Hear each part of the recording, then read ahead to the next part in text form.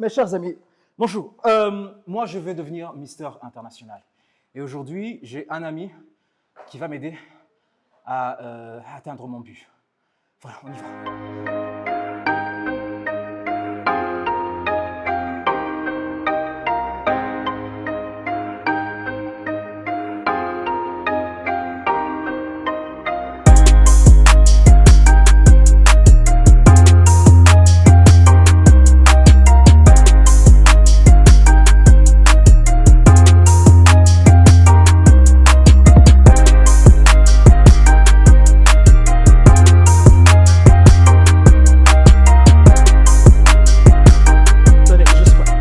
kugira ube umuministeri bisaba izi exercices zose turakora. Hari amafeteri utegereza gukwiza kugira ushobore kwigana mu ministeri. Donc harimo cyane cyane ubugangi kugira ushobore kuba umuministeri. Ya birimo navyo ni mugabo tukiyenye mukuru Jean kuteza ku mugangi. Kandi turaheza.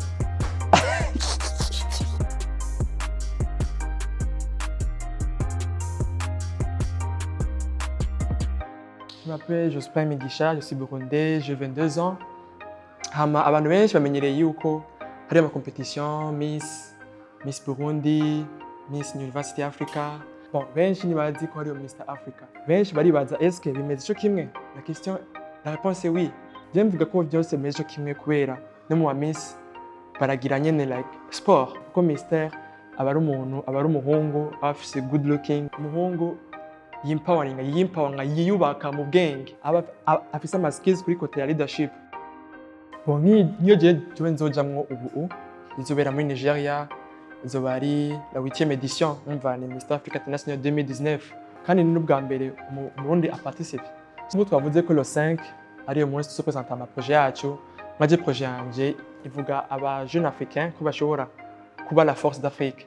Donc tugiye hamwe tugashobora kwiyubaka twese turi hamwe tugashobora guhindura ibintu, turashobora gutuma Afrika iba nziza, iba bera sumunani ma continent. So nanje rero kuja muri iyo competition, donc rero amakosa nzoyaronka kandi bishobora no kumfasha ngarutse ino nsanga nje no kwihareza projet yanje.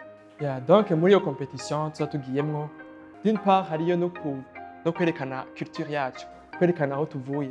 Kuko benshi tuvuye ahantu henshi. Mr Africain si umuntu gusa afise umubiri mwiza, ni n'umuntu apresenta igihugu ciwiwe, n'umuntu afise esprit ya leadership, ashobora kuridinga abantu, ashobora gufasha abantu gutera imbere. Ndiko ndi entraîneur kugira nzoshobore kugenda yo meze neza, sa neza, kugira nshobore gutsinda. Yeah.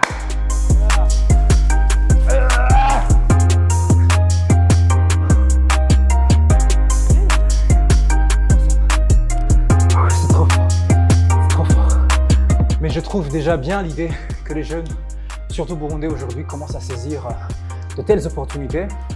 Et je pense bien que si chacun se focalise dans son domaine dans lequel il est bien calé, le monde évoluerait rapidement. Wow.